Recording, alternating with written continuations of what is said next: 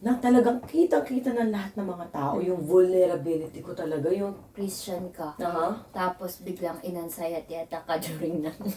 it's okay to show your vulnerability.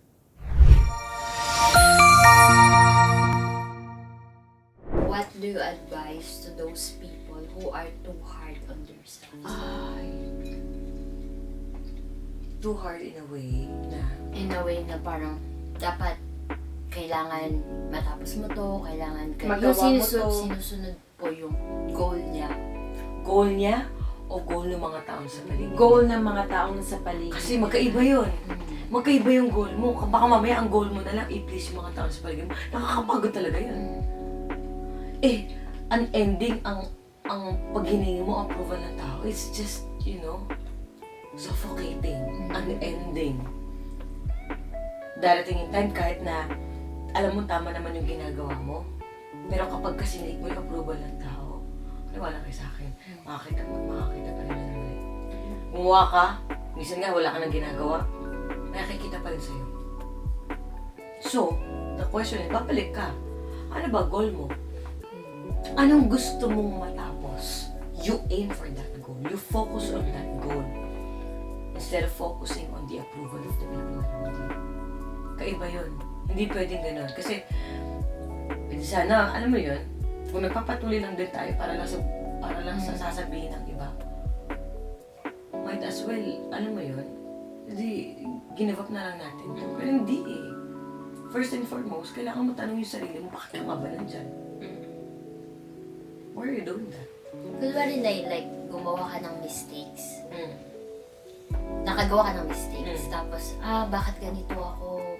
Bakit ko nagawa to? Dapat hindi ko nagawa to. Mali. Kunwari lang like, simple mistakes sa work, di ba po? Tapos parang pag kasi ganun na yung parang, pag nagkamali ako, shucks, bakit mali to? Ba't ko ginawa to? Dapat hindi ko to ginawa. Tapos iisipin ko na yun the whole day. Mag-overthink ka na. Yun na. Overthink na yun. Na, ano kaya sasabihin ng boss ko dito, ganito, ganyan. So, paano ko siya, Nay? Paano ako mag-give grace sa sarili ko na tao lang ako? Ayun na yung sabi. Kaya magkamali. Yes, ikaw na din sumagot ng tanong mo. Kailangan mo tanggapin na that you make mistakes. That you will fall. Sooner or later, you will fail in life. Kasi hanggat hindi ina-acknowledge ng tao yun, mag-fail.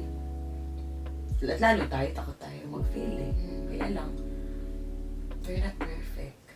Darating yung time, lalo kapag nasa isang alam mo yun, parang bagong field ka, hindi mo alam kung anong gagawin mo. We tend to make mistakes. Pero, habang alam mo yun, habang nag-fail tayo, or nag-fail man tayo, but we grow in that failure. Hindi natin hinahayaan na yung failure na yun, yung mag-define sa atin, para mag-stop na tayo sa ginagawa natin. We make those failures as a stepping stone para mas lalo pa natin pagbutihin yung ginagawa natin. So, either ways, yung failure ba na kinakaharap mo ngayon, o yung mistake na ginawa mo, dalawa lang yan. Gagawin mo ba siyang stumbling block? Pag sinabing stumbling block, gagawin mo ba siyang harang para hindi ka na magpatuloy sa buhay at hindi mo na ituloy yung ginagawa mo? O gagawin mo siyang stepping stone, tatapakan mo yung mga failures na yun. Yun yung mag-motivate sa'yo para mas lalo kang matuto at mas lalo mo kang pag-igihin yung ginagawa mo. And serving the Lord in our journey with God. Oo, yun. We do fail. Nag-fail tayo eh. Lalo sa commitment natin sa Panginoon, sometimes we fail. Though, of course, yung mga ilan sa atin baka mamaya, yung justification natin, pwede naman pala magkamali. Di ba kakamali na lang ako? Hindi. No. Pero yung ano din na, yung takot na parang kailangan magawa ko to kasi ito yung dapat na ibigay para sa Lord. Tapos kapag hindi mo na yun nagagawa na yun, parang ito na yung overthink na mahal pa ba ako ni Lord kasi nagawa ko to na dapat hindi ko ginawa. Yung mga ganong bagay na yun. Yung parang sinasabi mo sa sarili mo, hindi mo, kasi hindi naman natin talaga deserve. O siguro pride na rin talaga na yun na dapat laging sa harap ni Lord, dapat Okay ka. yung the best na ako. Tapos pag hindi na ikaw yung the best na ikaw na kunwari hindi Baka mo na hindi ka- naayos yung ministry mo, hindi mo na naibibigay yung best na dapat para sa Lord, darating na yung time na, hindi ka na mahal ng Lord, hindi na siya natutuwa sa'yo. Yung mga ganong thinking. Na ganito. How do you deal with that? Parang ganun. Ganito. Alam mo, habang sinasabi mo yan, bigla ko naalala. Example, bigyan ko kayo ng example. Sa isang relasyon, ako naniniwala ko na nalagay naman kayo sa isang relasyon, di ba? Ano? Official never. Ano ang mas i-value mo?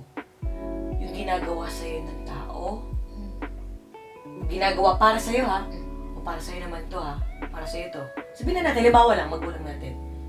Hindi natin nakakasama. Wala para sa atin ng mga panahon na kailangan natin sila. Pero sinasabi nila, nagtatrabaho ako para sa'yo. Nagpo-provide ako para sa'yo. Ginagawa ko to para sa'yo. Ano mas pipiliin mo? Yung may oras na ilalaan sa'yo? O sasabihin lang sa'yo na ginagawa ko to kasi para sa'yo naman to? Hindi, I mean, sagutin nyo na. Sagutin nyo. Yung may oras para sa akin. Kasi, Mas gusto siyang kasama kaysa na yung ginagawa. Kasi parang present siya na sa lahat ng mangyayari sa buhay mo. Parang masaktan ka, nandiyan siya. Nasa okay ka, nandiyan siya. Parang any moment na parang alam mong meron kang kasama. Meron kang malalapitan. Andiyan sila para sa'yo. Sa kahit anong sitwasyon ng buhay mo. Nandiyan sila para sa'yo. Meron kang matatakbuhan. Meron kang, yung parang gano'n na. Gusto mo na parang ano mas gusto mo? sila. May time para sa'yo? O yung Naglalaan ng panahon para sa'yo? O sasabihin sa'yo, ginagawa ko naman to para sa'yo. Nagpo-provide ako para sa'yo. Sabihin na natin, halimbawa magulang.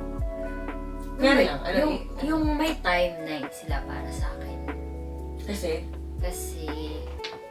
Mas gusto ko ma-feel yung presence nila. Katulad, for example na lang na yun nasa Pinas kami. Ang tagal namin walang nanay kasi nga may ginagawa siya para sa amin.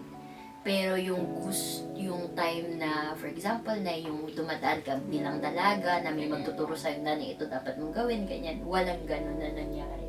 So parang hindi sila naging present dun sa mga moments na gusto namin maging present sila. Tapos mas, kung papipiliin ka palagi, mas gusto mong piliin na makasama sila kaysa maibigay mo yung gusto namin. Kasi ngayon na kakasama namin sila ngayon na yung simple nood lang ng K-drama together with mama, simpleng upo, yung parang simple, upo lang na kwentuhan. Kaya mas gugustuhin mo yun kaysa yung mga bagay na binibigay nila para sa amin. mabalikan ko yung question mo. Kasi yung question mo, kanina yung parang feeling mo, hindi mo na nagagawa yung responsibilities mo. Tama ba? Yung para kay Lord, yung dapat mong gawin para kay Lord. O gusto mo namang ibigay yung the best mo. So, balikan natin yun. Lagi natin tatandaan that in our service to God, yung relationship natin sa Kanya is what matters the most. Hindi yung ginagawa natin para sa Kanya.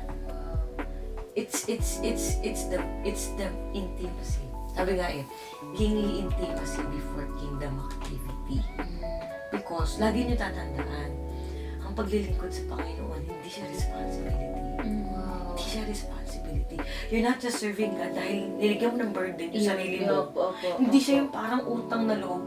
Lord, kasi, dito ko lang ibabalik yun. Hindi Alam mo, iisipin natin yan sooner or later, mapapagod tayo. Kasi bakit pinuno mo ng burden yung sarili mo? Why not? Let's think of this way.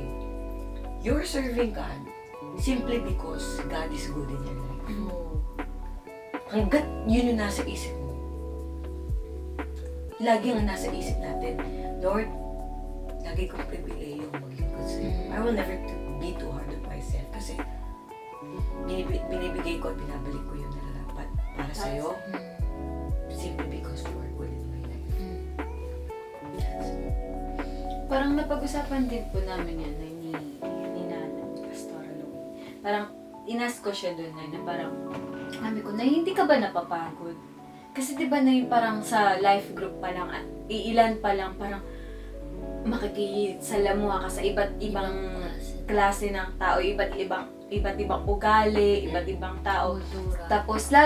Tapos lalo na yung mga pastora, syempre lahat, as in lahat talaga pakikisamahan mo. Naikwento pa nga daw ni Nani na parang pinag-intay siya sa labas ng pintuan, alam niyang nandoon, pero nakatok siya, nakikita niyang may nadidinig niyang nagsasalita, pero nandoon siya, hindi siya pinagbubuksan ng ilang oras. Tapos parang sabi ko, bakit parang hindi ba nakakapagod yun? Ang sagot sa akin ni Nanay, kasi daw po parang yung puso niya, ang Lord ang nagpupuno. At kapag ang Lord ang nagpupuno, kailanman hindi siya mauubos. Yun na yung parang tumatak sa isip ko na parang, parang pag naglilingkod tayo, hindi dahil kailangan natin ibalik lahat sa Kanya, kundi dahil mabuti siya sa buhay natin. Kaya natin, yung parang, yung katulad ng nasabi niyo kanina na, hindi pwedeng ang Lord lang yung gumawa sa buhay mo. Kailangan meron din tayong ibabalik sa Panginoon. Pero hindi na yung parang yung thinking na kailangan ko may maibigay sa Kanya kasi ang super na blessing yung binibigay niya. Hindi yung ganun thinking na yun nga na yung parang privilege natin na lumapit sa Panginoon para ibigay or iluwalhatiin siya kasi nararapat siya. Kaya parang yung start nun na sinabi ni Nanay na ang Lord kasi yung nagpupuno sa puso ko. Kailanman hindi ako mauubos. Tsaka naglilingkod tayo sa Panginoon. Hindi lang dahil may maganda nangyari sa buhay natin. Just imagine, nagsiserve ka kay Lord dahil may blessing. Paano kung wala na blessing? Paano kung puro problema na? Maglilingkod ka pa rin ba kay Lord? Pipiliin mo pa rin ba magkulot ng buhay mo sa Kanya? Siguro na kapag ganun yung thinking, kaya parang maraming Kristiyano din, yung parang ang bilis na bumitaw. Na parang yung, kaya sila nandito dahil mabuti ang Panginoon. Once na binigyan ng testing na, parang, ay, bakit ganun, Lord? Bakit? Ginagawa ko naman yung lahat ng... Parang ano pa, no? Parang nanonomba na kay Lord. Yun na. Kaya parang, parang habang tumatagal tayo sa Panginoon, hindi lang tayo nag-i-stay as a baby Christian. Dapat lumalalim din na yung way ng thinking natin sa pagsaserve din sa Lord at sa pagmamahal din natin sa Lord. Ano masabi mo dyan? Ang masasabi ko po. Ang hirap. Kasi paano yun, Nay? For example, yung situation ko po na naglaylo po ako, parang binitawan ko yung secretary department, for example, Nay. Pero kasi po nakita ko sa sarili ko na hindi na, yung katulad ng sinabi niya na yung relationship ko sa Lord, hindi na po siya katulad ng dati. So parang sabi ko sa sarili ko, gusto ko, Lord, na ayusin natin yung relationship natin parehas. Nang sa ganun, pagbalik ko dun sa ministry na binigay mo sa akin, yung puso ko po talaga na, which is youth talaga. Yung puso ko po na ganun. Kasi na yung parang sa secretary department, parang ayos ng programs. May ganun din po. Parang gusto ko din siyang gawin. Pero parang heart ko Alam mo, there's more.